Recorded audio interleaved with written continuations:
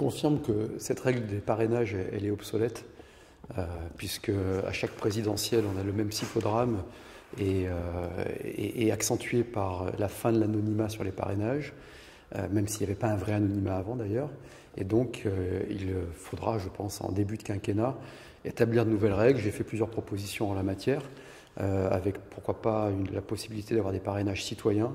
Bref, retrouver l'esprit originel qui est d'éviter des candidats trop fantaisistes, des fous, comme disait le général de Gaulle, mais d'éviter aussi que des candidats qui recueillent un impact politique et médiatique soient exclus de la compétition, ce qui serait un scandale démocratique. Certains candidats instrumentalisent ça pour se victimiser, mais d'un autre côté, il y a un vrai problème, on le voit bien. On le voit bien quand les parrainages tombent, ils sont publiés, et on voit bien que des candidats qui ont très peu d'impact politique aujourd'hui ont tout de suite beaucoup de parrainages, et que d'autres qui ont plus d'impact, qu'ils soient de gauche ou de droite, c'est pas la question, n'ont pas leur parrainage, et que ça trouble la compétition. Donc on est au bout de ce système. À titre personnel, je pense qu'il faudra en changer. J'ai plusieurs solutions que moi j'avais proposées, là aussi à titre personnel. C'est pas au nom de l'AMF qui accompagnera les exécutifs, puisque les règles, elles ne dépendent pas des maires. Il faut toujours rappeler que la règle dépend de la loi, d'une loi organique, donc elle dépend en fait du gouvernement et du Parlement. Mais on peut imaginer, comme l'avait proposé Édouard Balladur ou Lionel Jospin, qu'il y ait des parrainages citoyens. On peut imaginer un double parrainage, c'est-à-dire un parrainage à la fois de soutien et un parrainage pour permettre à un autre candidat dont on ne partage pas les convictions de pouvoir se présenter. Il y a plusieurs pistes assez simples pour qu'il y ait ce filtre afin d'éviter les candidatures beaucoup trop fantaisistes ou voire dangereuses, mais permettre à la démocratie de s'exprimer.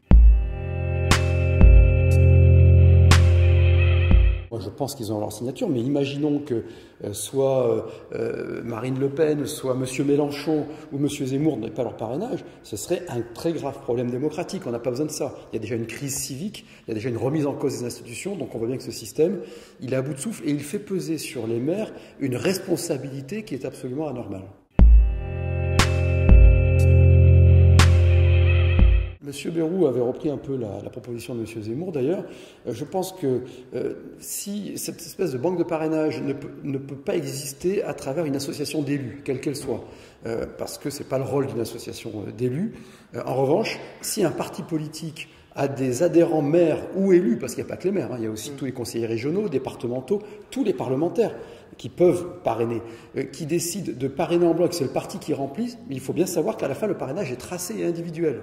Donc je pense que c'est quand même des initiatives intéressantes, mais qui peuvent venir de partis politiques, donc du MoDem en l'occurrence, je trouve ça plutôt pertinent, mais à condition que le maire soit conscient que son nom sera rattaché de toute façon à un candidat.